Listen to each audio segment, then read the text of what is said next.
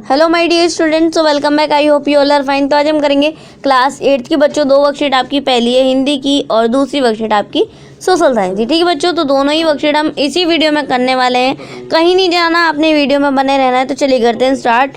Hindi worksheet number है 34। Date क्या बच्चों? 1 दिसंबर। विद्यार्थी के नाम में आपका नाम आएगा, कक्षा अध्यापक में आपकी टीचर का।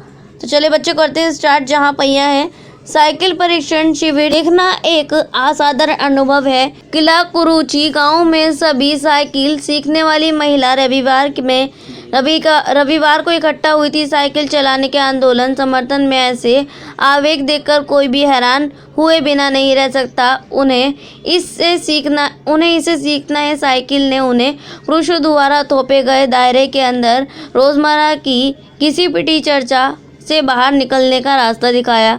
ये नव साइकिल चालक गाने भी गाती हैं। उन गानों में साइकिल चलाने को प्रोत्साहन दिया है। इसमें से एक गाने की पंक्ति का भाव है, ओ बहिना आज सीखे साइकिल घूमे समय के पहिए संग।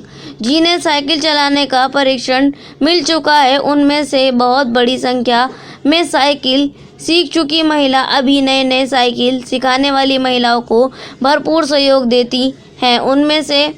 उनमें यह न केवल सीखने सिखाने की इच्छा दिखाई देती है, बल्कि उनके बीच यह उत्साह भी दिखाई देता है कि सभी महिलाओं को साइकिल चलाना सीखना चाहिए। 1992 में अंतर्राष्ट्रीय महिला दिवस के बाद अब यह जिला कभी भी पहले जैसा नहीं हो सकता। हैंडल पर झंडियाँ लगाए घंटियाँ बजाते हुए साइकिल पर सवार 1500 महिलाओं पुंडुकोटिया में तूफान ला दिया। महिलाओं की साइकिल चलाने की इस तैयारी ने यहाँ रहने वालों को हक्का बक्का कर दिया। इस सारे मामले पर पुरुषों की क्या राय थी? इसके साथ पथ में आरसीआई फ्लीस के मालिक को तो रहना ही था। इस अकेले डीलर के यह लेडीज साइकिल की बिक्री में साल भर के अंदर बिक्री में वृद्धि हुई। माना जा सकता है कि इस आंकड़े के 2 कारण से काक गया। पहली बात तो यह है कि ढेर सारी महिलाओं ने जो लेडीज साइकिल का इंतज़ार नहीं कर सकती, जेंट्स साइकिल खरीदने लगी। दूसरे, उस डील से बड़ी सख्ता के साथ यह जानकारी मुझे दी थी। उसे लगा कि मैं बिक्री कर विभाग का कोई आदमी हूँ।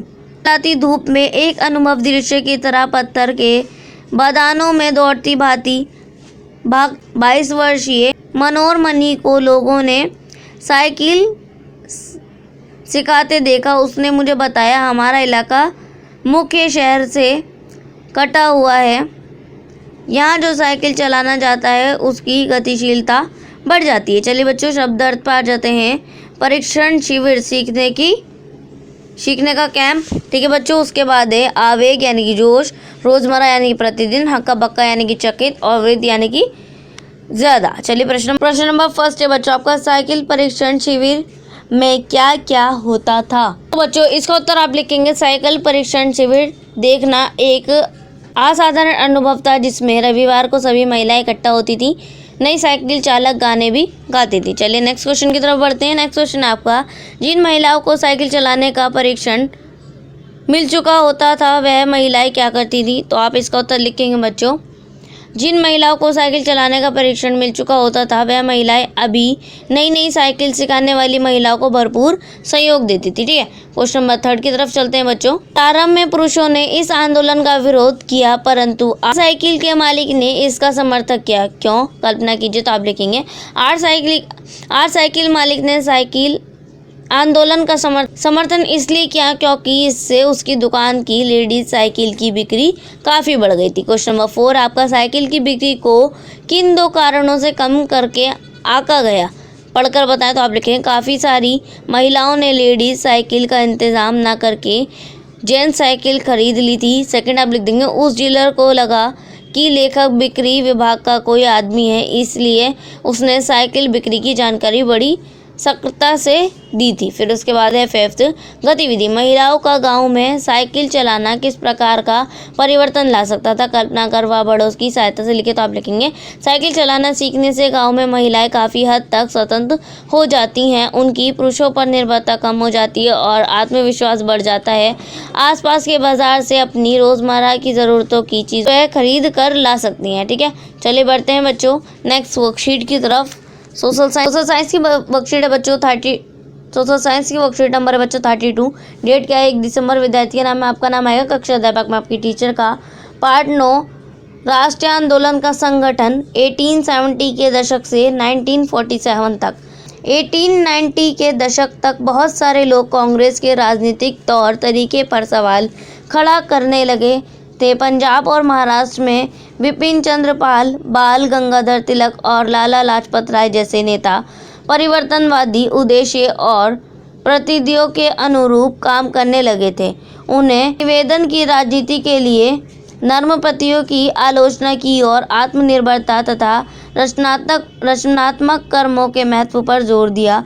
बाल गंगाधर तिलक ने नारा दिया, स्वतंत्रता मेरा जन्मसिद्ध अधिकार है और मैं इसे लेकर रहूँगा। का बंटवारा वायसराय कंजन ने 1905 में बंगाल का बंटवारा कर दिया। पूर्व बंगाल ब्रिटिश भारत का सबसे बड़ा प्राप्ति था। बिहार और उड़ीसा के कुछ भाग भी उस समय बंगाल का हिस्सा थे। अंग्रेज़ों का कहना था कि प्रशासकीय सुविधा को ध्यान में रखते हुए का बंटवारा ज़रूरी था। इसलिए प्रशासकीय सुविधा का मतलब क्या था, किसको सुविधा मिलने वाली थी। जाहिर है इसका ताल्लुक अंग्रेज़ अफसरों और व्यापारियों के फ़ायदे से था, लेकिन सरकार ने गैर बंगाली इलाकों को अलग करने की बजाय उसे पूर्व भाग और अलग करके असम में मिला दिया। पूर्व बंगाल को अलग करने के पीछे अंग्रेज़ों का मुख्य उद्देश्य यह रहा होगा कि बंगाली राजनेताओं के प्रभाव पर अंकुश लगाया जाए और बंगाली जनता को बांट दिया जाए। चलिए नीचे पढ़ते हैं। स्वदेशी आंदोलन से देश भर में गुस्से की लहर फैल गई।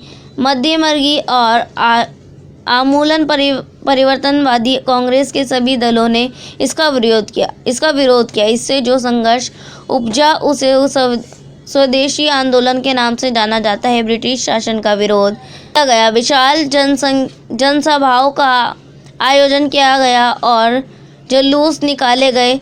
स्वयं सहायता, स्वदेशी उद्यम, राष्ट्रीय शिक्षा और भारी गूंज सुनाई दी।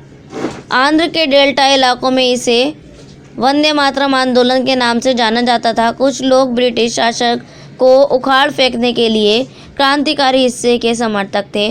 कुछ अन्य महत्वपूर्ण घटनाएं 1906 ढाका में ऑल इंडिया मुस्लिम लीग का गठन। 1907 कांग्रेस मध्यवर्गीय और आमूल परिवर्तनवादियों दंडों में विभाजित हो गए। फिर उसके बाद 1909 परिषदों में मुसलमानों के लिए अलग निर्वाचन की व्यवस्था। 1915 कांग्रेस के दोनों खेमों में एकता। फिर उसके बाद 1916 कांग्रेस और मुसलमान लीग में लखनऊ में समझौता। चलिए आ जाते हैं क्वेश्चन आंसर पर। क्वेश्चन नंबर फर्स्ट है, कांग्रेस के नर्मपतियों की आलोचना क्यों होने लगी। क्वेश्चन नंबर सेकंड है, बंगाल के विभाजन के पीछे अंग्रेज़ों की व्यवस्थित मंशा क्या थी। थर्ड है आपका, स्वदेशी आंदोलन में अंग्रेज़ों का विरोध किस प्रकार किया गया। फोर्थ है, बाल गंगाधर तिलक का परिषद नारा है, स्वतंत्रता मेरा जन्मसिद्ध अधिकार है और मैं इसे लेकर रहूँगा। भारतीय स्वतंत्रता आंदोलन से संबंधित कुछ अन्य नारों को संकलित कीजिए और उन नारों की तरह आप भी देशभक्ति पर आधारित एक नारा लिखिए। चलिए बच्चों अब इनके आंसर देख लेते हैं। फर्स्ट है बच्चों आपका, कांग्रेस के नर्मपति और आलोचना क्यों होने लगी। तो आप लिखेंगे निवेदन की राजनीति के लिए नर्मपतियों की आलोचना की गई और आत्मनिर्भरता तथा रचनात्मक कर्मों के महत्व पर जोर दिया गया।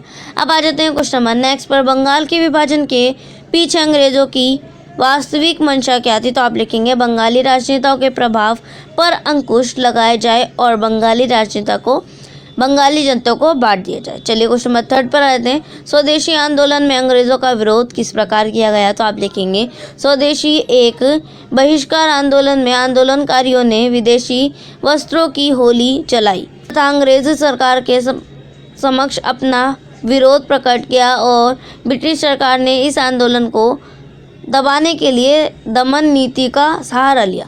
फिर क्वेश्चन नंबर 4 आपका बाल गंगाधर तिलक का प्रसिद्ध नारा है स्वतंत्रता मेरा जन्मसिद्ध अधिकार है और मैं इसे लेकर रहूँगा। उसी नारे की तरह आप भी देशभक्ति पर आधारित एक नारा लिखते हो। आप लिखेंगे तिरंगा है हमारा मान कभी ना मिटने देंगे इसका शान। ठीक है बच्चों, आपकी वर्कशीट यहीं पे कंप्लीट होती है एंड आई होप आप लोगों को वर्कशीट समझ में आ गई होगी। सो प्लीज़ चैनल को सब्सक्राइब करना मत भूलिएगा और बेल आइकन को भी प्रेस कीजिएगा। तो चलिए मिलते हैं नेक्स्ट वीडियो में, तब तक के लिए take care and good bye.